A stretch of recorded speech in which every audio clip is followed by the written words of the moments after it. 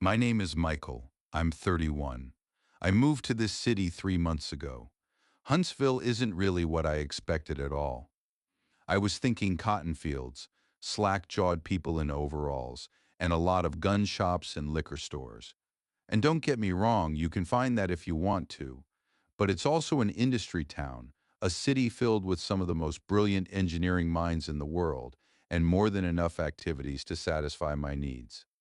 I made friends. I joined groups that went on hiking trips and explored local restaurants. I even learned to enjoy barbecue, even though the local white version still escapes me to this day. I came to Huntsville to take on the general manager's position at a local coffee shop. I had spent time in Portland and Seattle. I had spent hundreds of hours roasting, tasting, and serving some of the best beans in the world. But I wanted to strike out on my own a little.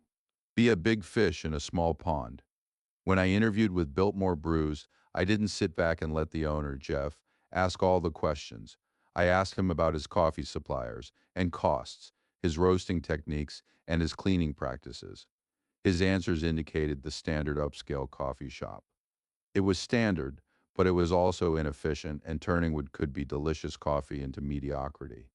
When he handed me his budget, I told him I could provide him better quality beans and would provide a higher level of service to the equipment for the same cost.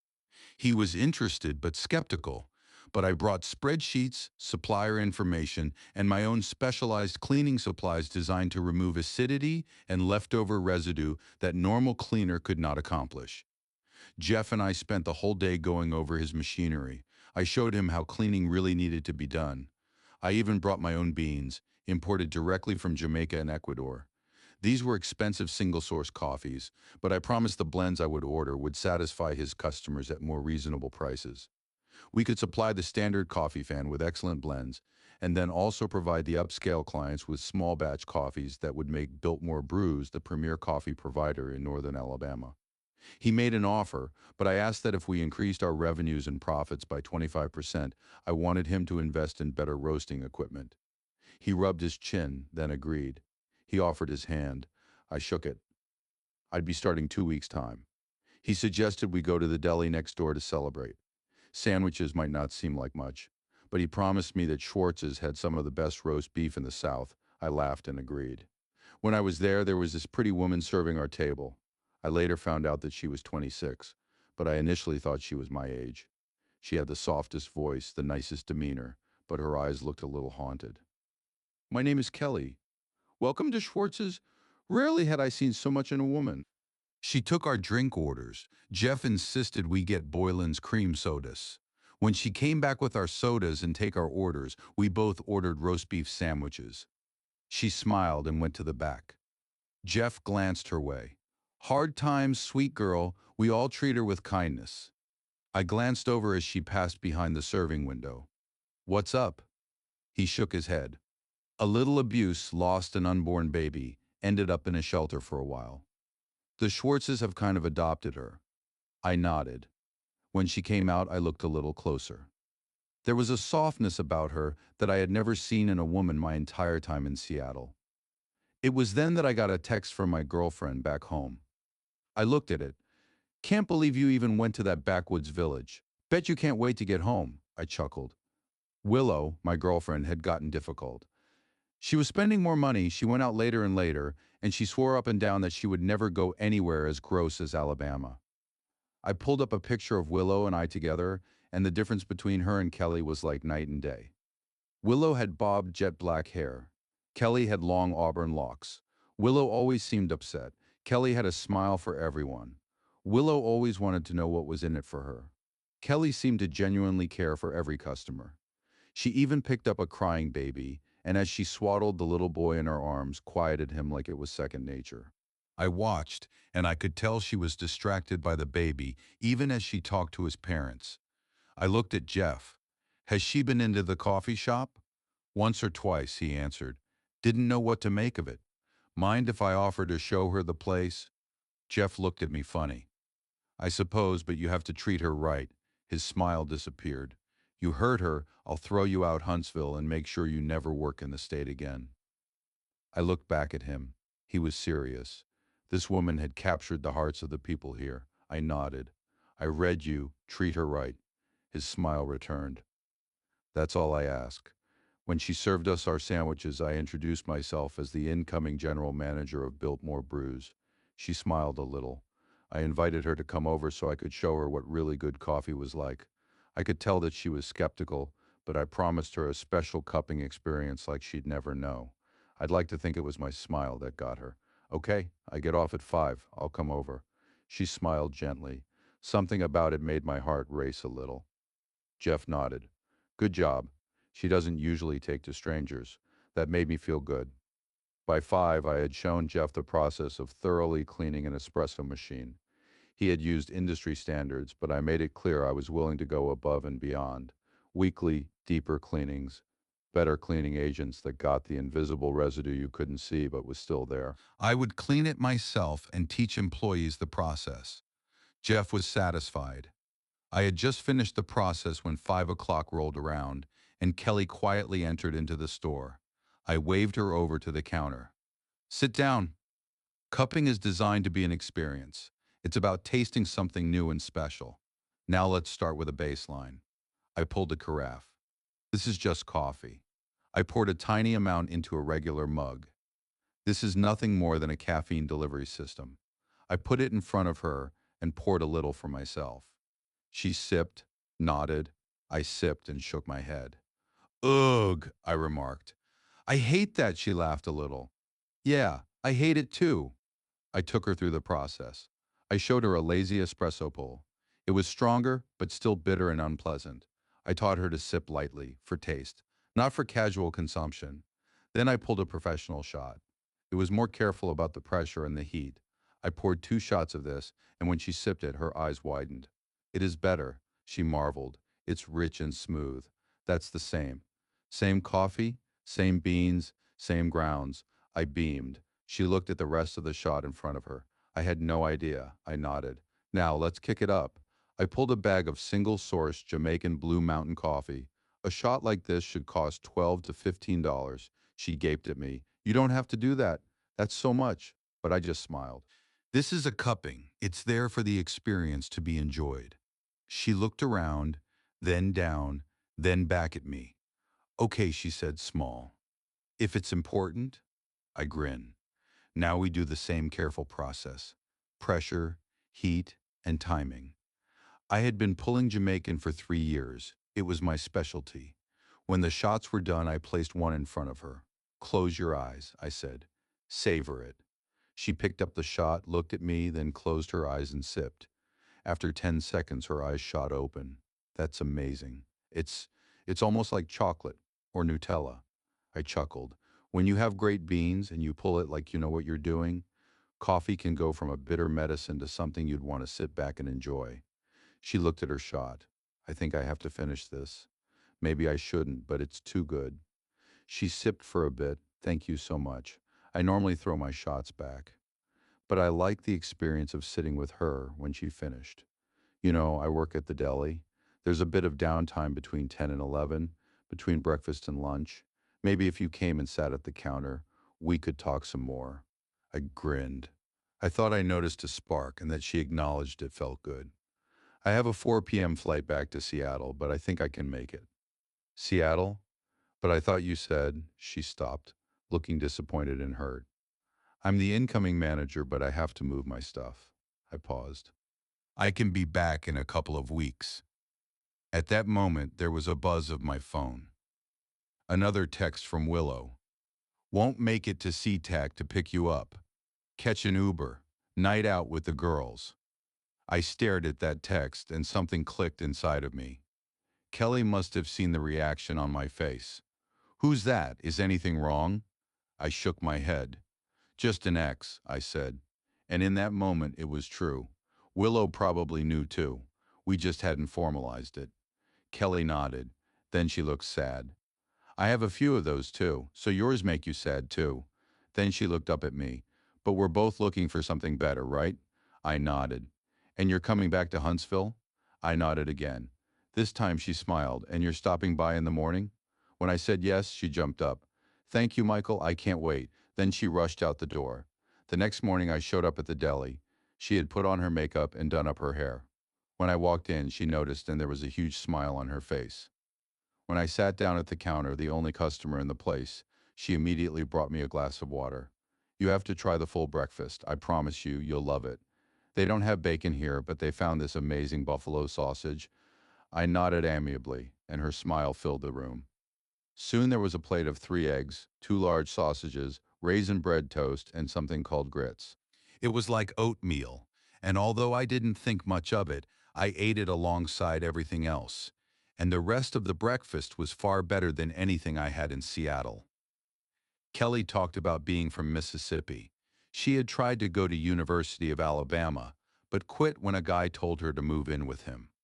When they broke up, she got with another guy, Eric. Eric seemed like a good guy at first. Mechanic, made good money for a guy in his 20s. But when he started drinking, he sometimes got vicious. She pulled up a sleeve, bruises. When she got pregnant, she knew she couldn't have a baby in his place. So one night she got on a bus and ended up in Huntsville, then found a women's shelter. They brought her in, cared for her for a few weeks. But the stress of her past several years and a disease that was going around put her in the hospital.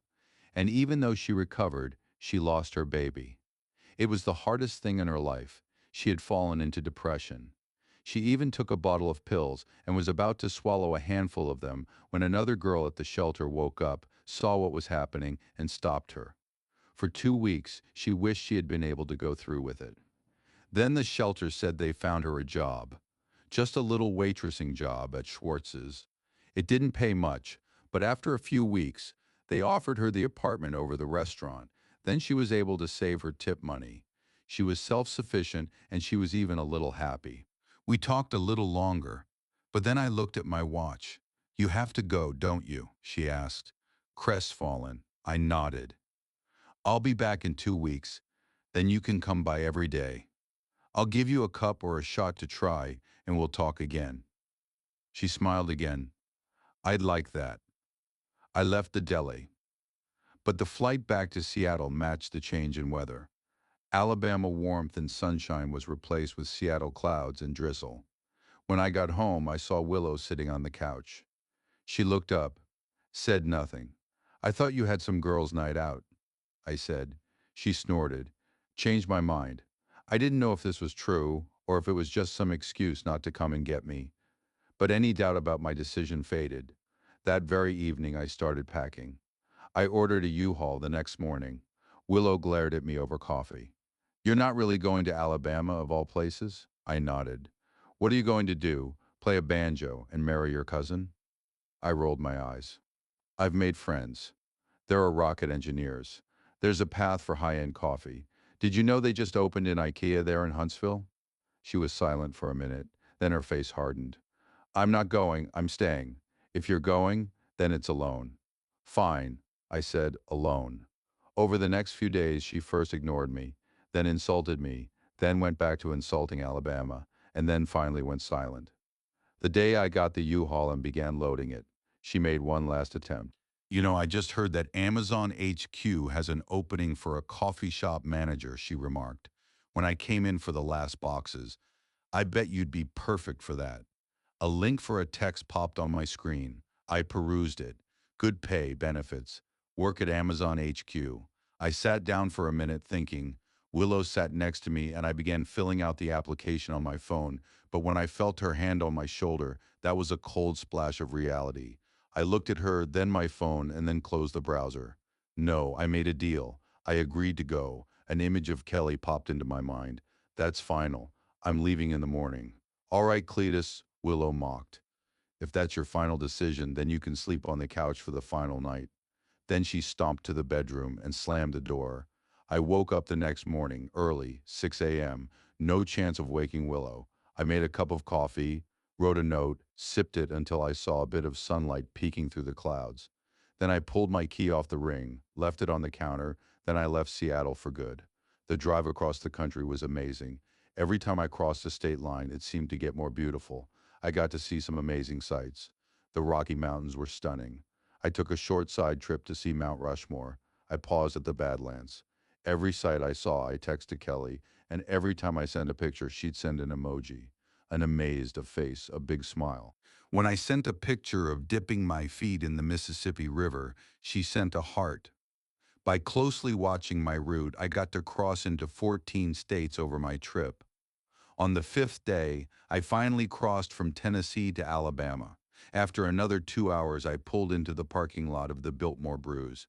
Jeff came out to welcome me, and we talked over a cup of my favorite coffee, a rare and expensive roast that came from New Guinea. It had been the last batch I had roasted in Seattle. Now, all my roasts would be in a new home. That evening, I was cleaning some of the equipment on my own when I heard arguing. At first, I thought it wasn't my problem, but then it got louder. I heard Kelli's voice and a man's I didn't recognize. She was yelling, and then it seemed like she was crying. I stepped outside, and this rough-looking guy had his hands on her. He was trying to pull her to a motorcycle. She looked around frantically, calling for help. Her eyes fell on me. "Michael, please," that was enough. I rushed the man, putting my shoulder into his side and planting him into the wall. That stunned him, but he wasn't hurt. He regained his composure and took a swing at me. It missed, and I landed a fist square on the nose. I knew it hurt. Blood poured out, but he wasn't done yet. This time he got a hit right under my eye. The world wobbled for a second, but when I regained my composure, I grabbed his shirt and began punching over and over. Even when he fell to the ground, I kept hitting him, almost in a frenzy, until Kelli pulled me away. I looked down at him. He was a mess. Even a tooth fell was lying on the ground. "Get out of here," I said. "And if you ever lay a hand on this girl again, no one will be able to stop me." He slowly got up, gingerly climbed onto his motorbike, and took off. That was apparently Eric, the ex who had hurt her before. I wasn't ashamed that I hurt him. But I took a shot as well. It was only after the engine's roar was gone did I feel Kelli's hand holding mine. When I looked over at her, she was smiling. Her eyes were filled with tears, but when she wiped them away, she gasped. "Your eye is all swollen. Let's go somewhere and get that cleaned up." We walked into the coffee shop, and I figured out where the bathroom was in the back. Kelli sat me down on the toilet and used paper towels to wash the blood and dirt from my eyes. "I didn't know you would do that, Michael," she admitted. "Even if I knew you were there, I never would have believed it." I smiled in spite of the swelling. "Well, Kelli, I guess you have to believe it now." She thought for a minute, then smiled. "Yes, I guess I do." Then she surprised me. She leaned over and pressed her lips to mine. "I think I love you," she whispered. "I think I love you too." We kissed again. Postscript: Kelli and I have been seeing each other. We've gone to the Space Museum, skipped out on a Saturday, see a college football game in Birmingham, and even took a trip to Chattanooga to see Ruby Falls. The way she gripped my hand when we looked up at that underground cascade was the most affectionate thing anyone had ever done. Every evening after work, she comes to the shop to have some coffee with me. And just today, for the first time, she asked me about our future. I smiled and suggested we talk about it over breakfast in the morning. She smiled, then she leaned over the counter and kissed me, just like every day. Even with all that caffeine in my system, it still makes my heart flutter.